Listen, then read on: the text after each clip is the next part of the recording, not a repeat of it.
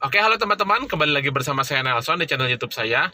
Ya, jadi di kesempatan kali ini saya akan memberikan info ya kepada teman-teman mengenai penyakit-penyakit yang paling mematikan di dunia ini ya. Ada 4 daftar teratas yang bisa dibilang 70% kematian diakibatkan dari 4 penyakit ini. Yang pertama itu adalah serangan jantung, yang kedua stroke, yang ketiga gangguan pernafasan, paru-paru, yang keempat akibat diabetes mellitus. Ini adalah penyumbang kematian paling besar di dunia, perkiraan kira-kira 70%. Ya, jadi kalau saya baca daftarnya itu, yang lainnya ada gangguan ginjal dan asam lambung, penyakit asam lambung tidak masuk 10 daftar penyakit yang paling mematikan di dunia ini. Ya, jadi bagi teman-teman jangan terlalu cemas. Pada dasarnya asam lambung apabila cepat ditangani itu tidak mematikan seperti penyakit-penyakit yang 4 tadi ya. Jadi kalau saya tidak salah ingat, yang saya ingat itu 4, kelima dan seterusnya itu ada kanker ginjal ya, dan lain penyakit-penyakit menular lainnya ya. Asam lambung tidak masuk 10 besar, teman-teman. Jadi tapi bukan berarti bagi teman-teman penderita asam lambung menganggap enteng penyakit asam lambung, teman-teman ya. Jadi mungkin dari teman-teman saudara-saudara, tetangga-tetangga mungkin ada yang meninggal karena penyakit asam lambung ya. Jadi pada dasarnya kenapa bisa seperti itu ya, tentunya karena penyakitnya itu tidak segera ditangani. Jadi pada dasarnya penyakit seringan apapun kalau tidak diobati itu bisa berubah menjadi kronis, bisa menjadi fatal. Contohnya batuk aja, kalau kita tidak sembuhkan itu batuk bisa batuk itu kan karena virus atau bakteri, teman-teman ya. Kalau kita biarkan batuk tidak sembuh-sembuh, otomatis itu bisa menyebabkan gangguan paru juga. Ya, jadi sekecil apapun penyakit, kalau diabaikan, tidak ditanggulangi, itu bisa berubah menjadi penyakit kronis. Ya, contohnya asam lambung ya. Karena kalau tahun 90-an, tahun 80-an, mungkin 2000-an awal, penyakit asam lambung itu sebenarnya umum ya, atau yang disebut dengan penyakit mah, hampir semua orang mengalami ya. Tapi kenapa sampai bisa fatal? Karena ada beberapa faktor. Yang pertama, di zaman sekarang itu tingkat stresnya sangat tinggi sekali. Nah, jadi pada saat teman-teman stres, itu vitamin-vitamin, mineral-mineral itu ikut terserap, terbuang dari dalam tubuh. Makanya kalau kita stres, kita cemas, pada dasarnya kita cenderungnya lemes. Karena apa? Seluruh gizi-gizi dalam tubuh kita itu terbuang. Nah, itulah berbahayanya stres, dan salah satu penyebab penyakit serangan jantung itu adalah di luar pola hidup ya, seperti merokok, begadang. Salah satunya itu adalah karena stres. Ya, jadi stres itu memang sering dianggap enteng, pada dasarnya itu sangat fatal untuk kesehatan. Ya, dan ada beberapa faktor juga, makanan pedas ya. Yang saya katakan di sini bukan hanya pedas, misalkan konsumsi cabai 1-2 biji. Kalau kita perhatikan makanan-makanan zaman sekarang, cabainya 10, cabainya 20. Nah, bagaimana tidak menyebabkan lambungnya bocor ya, teman-teman ya. Udah tahu sakit asam lambung, masih berani makan cabai 10, 20 untuk dicampurkan ke makanan. Ya, jadi asam lambung itu kalau dibiarkan terus menerus menahun, nggak diobati, nggak mau pantang, otomatis itu kan lapisan lambung akan semakin menipis karena digesek oleh asam lambung ya, teman-teman ya. Saya bukan nakut-nakuti, tapi ya inilah faktanya supaya teman-teman betul-betul menanggulangi penyakit asam lambung ya.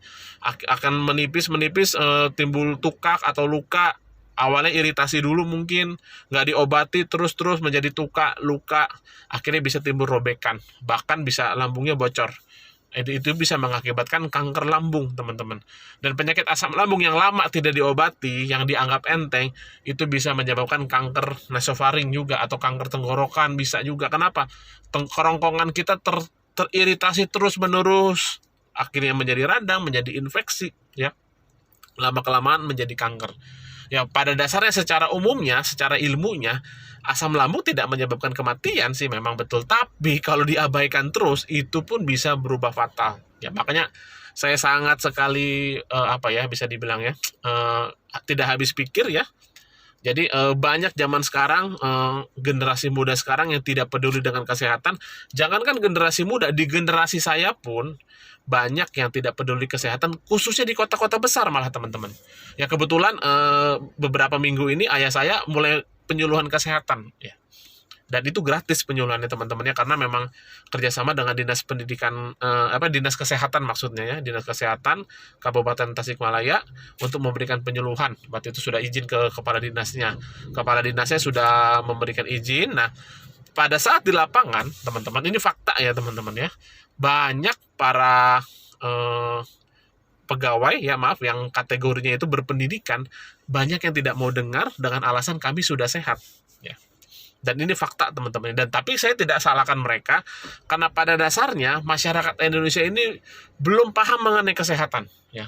Kebanyakan mulai sibuk itu pada saat sudah sakit ya. Contoh, kalau kita sakit asam lambung, teman-teman rasakan sendiri pada saat mengeluh, aduh saya begini, pasti orang-orang yang sekitarnya bilang apa, ah gitu doang kok rasanya, nggak usah berlebih-lebihan ya, karena dia belum mengalami teman-teman ya. Pada saat sudah terkena penyakit asam lambung atau penyakit lain, baru sibuk cari obat, cari herbal, cari sampai ke dokter, bahkan ratusan miliaran pun ya siap dikeluarkan hanya untuk demi kesembuhan. Ya kita lihat contoh artis-artis ya, banyak yang kena penyakit kanker, ya penyakit kronis lainnya, sudah habis miliaran tidak selamat. Ya, makanya saya anjurkan kepada teman-teman, jangan tunggu sakit parah dulu baru sibuk kesana kemari. Kita harus cegah, walaupun asam lambungnya keluhannya sedikit, tapi jangan kita biarin dulu, masih cuma nyari ulah hati dikit. Akhirnya pada saat sudah kronis, maaf, saya juga pernah alami, 4 bulan saya tidak kerja karena sakit asam lambung. Ya, anggaplah kalau penghasilan misalkan aja kita ini 3 juta sebulan, ya 4 bulan udah 12 juta hilang, belum untuk pengeluaran, uangnya dikeluarkan. Ya. Itu 10 juta itu nggak ada artinya, apalagi sudah tindakan medis teman-teman. Uang 100-200 ribu itu nggak ada artinya. Ya. Sejuta pun nggak ada artinya. Kemarin waktu anak saya mungkin adaptasi ke Tasikmalaya dari Kalimantan, 2 malam aja itu diare gangguan nggak tahu ya, mungkin cuaca, itu 3 juta keluar. Dan ya itu dengan 2 hari saja, 2 malam ya. Makanya saya anjurkan kepada teman-teman ya, jangan anggap enteng ya asam lambungnya, jangan sayang uang teman-teman ya. 100-200 ribu itu aduh, kalau udah kena penyakit nggak ada artinya teman-teman. Bukan berarti saya promosi orang aktif supaya beli, tidak seperti itu. Teman-teman juga bisa pakai herbal lain yang lebih murah misalkan kalau mau ya, itu tidak masalah ya. Tapi intinya tetap kita ambil keputusan supaya kita jaga pola makan ya. Cepat, jangan ditunda-tunda, jangan nanti. Tapi saya maklumi juga, karena saya juga dulu teman seperti itu teman-teman ya. Dulu saya awal-awal sakit asam lambung itu suka sakit tapi nggak lama. Kadang-kadang 3 detik muncul, aduh nyeri, tapi hilang lagi. Nah, diabaikan terus, tahu-tahu serangan pertama 10 hari itu betul-betul tepar. Serangan kedua 3-4 bulan. Ya, itu benar-benar proses penyembuhannya. Jadi sekali lagi, kalau dibiarkan terus, mungkin kalau untuk ketiga kali saya bisa 1 tahun nanti ya sakitnya. Mungkin teman-teman juga banyak yang sudah merasakan ya. Jadi saya sudah coba ya, kunyit itu bagus, kunyit jahe, tapi entah bagaimana mungkin banyak yang sudah tidak mempan meminum kunyit ya, mungkin karena zaman sekarang tingkat keparahan asam lambungnya itu meningkat ya. Jadi banyak yang jahe, kunyit, madu-maduan itu tidak mempan, tapi alhamdulillah dengan arang aktif itu lebih mantap dia penyembuhannya. Bukan berarti kunyit baik, jadi saya anjurkan ya, misalkan yang minum kunyit dipadukan dengan arang aktif ya, untuk mempercepat penyembuhan. Karena banyak yang nggak cukup hanya kunyit. Ya, jadi saya anjurkan kepada teman-teman pun, bukan berarti terlalu banyak herbal juga, tapi dianjurkan minimal 2 herbal ya. Misalkan madu dengan arang aktif boleh, atau kunyit dengan arang aktif, atau misalkan temulawak dengan arang aktif, itu saya anjurkan seperti itu. Kenapa? Entah bagaimana ya, seperti virus bakteri pun bermutasi ya, sepertinya pun karena udah dunia ini semakin rusak, tingkat keparahan penyakit asam lambung itu tidak seperti dulu teman-teman ya. Mungkin teman-teman dulu jarang mendengar yang namanya anxiety ya, psikosomatis itu ada tapi sangat jarang. Ya, kalau belakangan ini, terutama pada saat COVID muncul, tiap hari kita dengar asam lambung, anxiety, psikosomatis, ya, gangguan kecemasan, panik, gelisah, hampir tiap hari kita dengarkan. Ya, itu karena apa? Karena tingkat stresnya zaman sekarang tinggi. Ya, tujuan hidup orang itu sekarang sudah tidak jelas sebenarnya. Ya, maaf kalau kalau kita perhatikan sebenarnya itu selain Tuhan ya, kesehatan itu adalah sebenarnya bisa dibilang nomor 2 ya, yang kita utamakan. Kenapa? Karena pada saat kita sehat ya, otomatis tingkat kehidupan kita pun meningkat, kualitas hidup kita meningkat, emosional kita pun bisa terjaga dengan baik ya. Contoh penyakit teman-teman yang sakit asam lambung pasti gampang emosi. Karena memang penyakit itu membuat emosi kita tidak stabil, teman-teman. Tapi walaupun tetap harus dikendalikan ya, tapi memang kecenderungannya pada saat kita tidak ada yang tidak nyaman di dalam tubuh kita, kecenderungannya kita akan emosional. Ya, makanya sangat dianjurkan ya untuk kita menjaga kualitas kesehatan. Ya, tidur itu sangat penting. Kalau bisa jam 9, jam 10 itu sudah tidur, karena ada beberapa belas hormon ya yang dihasilkan pada saat kita tidur ya, yang paling terkenal serotonin, melatonin itu untuk stres ya. Jadi kalau kita kurang tidur, jangan harap kita bisa mengendalikan stres, itu sulit ya. Makanya dianjurkan tidur minimal 6 jam, kalau bisa 7-8 jam satu hari ya. Jangan terlalu capek, tapi bukan berarti mager ya. Jadi ada yang terkenal ya, ada penelitian dari WHO juga, ada seorang perawat dan dokter yang meninggal di umur 106 dan 107 tahun, tapi dia tinggal di kota besar ya. Salah satu resepnya kenapa si dokter Foster ini dan ibu siapa saya lupa namanya bisa umur panjang, salah satunya itu adalah tidak begadang ya, tidur cukup, selalu melayani orang lain. Jadi walaupun mereka berdua sudah pensiun, tapi mereka tetap membantu orang lain ya. Dan pada saat kita membantu orang lain itu meningkatkan hormon apa saya lupa namanya, itu hormon kebahagiaan itu akan muncul, dan itu meningkatkan kesehatan. Dan berikutnya adalah tidak malas bergerak ya. Jadi kita harus tetap bekerja, teman-teman ya, bekerja beraktivitas, tapi tetap dijaga jangan sampai kecapean, karena apapun yang berlebihan pasti akan menjadi penyakit. Jadi si bapak dan ibu ini, dokter dan perawat ini, setiap pagi itu wajib jalan kaki ya, nggak jauh-jauh, paling setengah jam pagi-pagi. Nah terus aktif ya, maksudnya walaupun di hari tua tetap bekerja ya. Makanya sebelum meninggal pun umur 103 tahun pun mereka masih bisa olahraga ya, bisa nyetir mobil ya. Jadi pada dasarnya umur tua itu harusnya tidak membuat kita loyo ya. Kalau di Tasik, mungkin kalau teman-teman ada orang Tasik, ada yang disebutnya Om Capliung. Jadi Om Capliung ini dulu pernah sakit paru-paru parah ya, kalau saya tidak salah dengar, sempat masuk koran juga. Jadi Om Capliung itu akhirnya dia coba untuk lari pagi-pagi. Nah, sekarang udah umur 90 tahun masih hidup ya Om Capliung itu. Karena apa? Karena mungkin sehari bisa 10 kilo larinya. Dan akhirnya betul penyakit paru-parunya sembuh. Ya jadi kalau bagi yang sakit, jangan manjakan mager. Asam lambung juga sama, jangan cuma diam-diam baring-baring, cuci piring ngepel ya. Tentunya harus ada setiap pagi kita jalan untuk sekalian menghirup udara segar.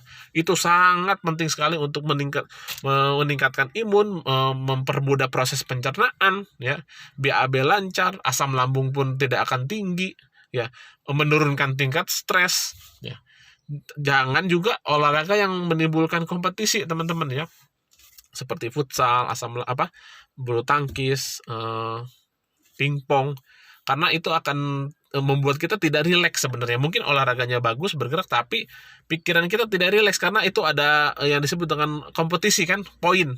Nah, dengan begitu kita tidak rileks. Nah, jadi saya anjurkan bagi yang sudah terkena penyakit apapun, asam lambung, kanker, olahraganya jangan yang bersifat kompetitif, tapi yang bersifat santai, rileks, jalan kaki, jogging, ya kan. Kalau jalan kaki kan kita tidak akan berdulu-duluan sama orang lain ya, jogging pun sama. Jadi dihindari roh-roh kompetisi ya, bukan hanya itu ya. Suku Hunza itu ya, salah satu di pedalaman Himalaya, Pakistan ya. Kenapa mereka satu suku itu umurnya panjang? Karena tidak ada persaingan ya. Jadi tidak ada persaingan di kantor, berebutan jabatan ya. Tidak ada tetangga, misalkan tetangga punya TV, aduh saya juga harus punya TV baru, tidak ada perasaan-perasaan seperti itu. Jadi kita hindari roh-roh persaingan, roh-roh misalkan berebutan jabatan, itu pun memperpendek umur, teman-teman, membuat kita gelisah, membuat kita cemas. Ya, jadi si Dr. Foster ini mengatakan kalau mau umur panjang pun sama, jangan ada target. Ya, jadi maksudnya jangan ada target itu, kita boleh target, tapi jangan memikirkan target itu harus tercapai. Itu menimbulkan beban pikiran, itu berbahaya. Ya, jadi teman-teman ya, pola hidup sehat itu 3P itu sangat luas, bukan hanya pola makan, pola pikir, pola hidup pun itu harus diperhatikan, olahraga, ya. Pola pikir pun cabangnya itu banyak lagi, ya. Jangan bersaing dengan orang, harus jangan dendam sama orang, jangan menyimpan kesalahan orang lain. Itu salah satu bentuk dari pola pikir, selalu positive thinking, ya. Saya perhatikan teman-teman banyak juga yang masih negatif tinggi. Itu harus dihindari, ya. Jadi harus berpikir bijak, jangan emosional. Itu adalah salah satu pun cabang-cabang dari pola pikir. Pola hidup pun sama. Tidur cukup, olahraga teratur, minum air putih cukup, kena matahari pagi, ya. Itu adalah cabang-cabang pola hidup. Terus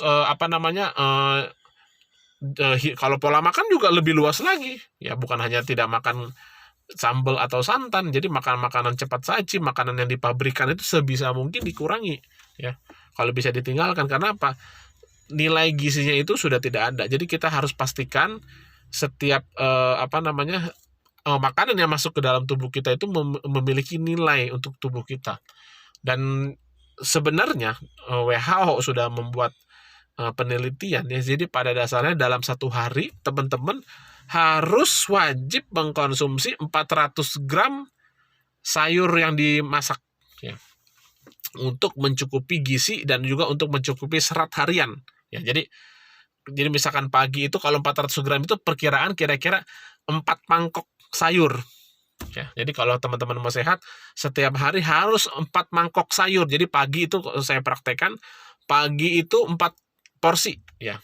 Kalau misalkan mentah itu paling 2 porsi, ya, 2 atau 1,5, misalkan 400 gram makanan bayam rebus, misalkan kalau yang di mentah paling 150 gramnya aja, setengahnya kurang. Nah, itu. Dan itu sudah ditentukan, ya. Jadi nasi itu hanya cukup sedikit sama tempe tahu, misalkan kalau kebetulan saya vegetarian, itu hanya sedikit saja, ya. Buah itu sehari minimal setengah kilo. Misalkan mangga harum manis yang agak besar, ya berarti 1,5 lah sehari. Intinya itu untuk mencukupi serat, ya, dan sebisa mungkin tidak makan di malam hari, ya. Jadi kalau penderita asam lambung pasti bingung, aduh gimana, boleh makan malam tapi sebisa mungkin jangan memang yang berat, seringan mungkin. Kalau dokter Foster sama si perawat ini yang tadi saya sebutkan tidak makan malam sama sekali, jadi hanya makan kenyang jam pagi dan juga siang, dan mereka sudah meninggalkan meja makan sebelum kenyang. Jadi mereka hanya isi perut itu hanya 70-80%. Jadi betul-betul tidak sampai kenyang sekali, ya. Karena saya sering bahas juga, makan yang terlalu kenyang menyebabkan lambung kita bekerja lebih keras.